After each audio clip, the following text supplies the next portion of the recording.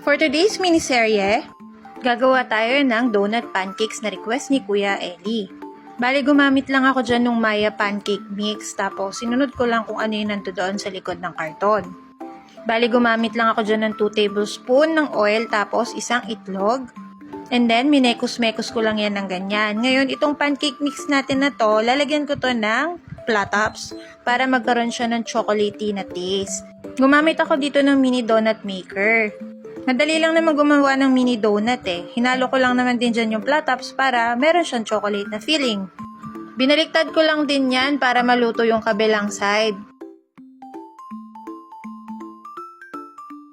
After nyan, hahanguin ko na rin yan kagad. Actually, hindi naman lahat yan binaon ni Eli. Yung iba dyan, kinain niya na rin. At ayan na, luto na ang baon ni Eli at yan yung mga natirang kinain niya. Thank you sa panonood!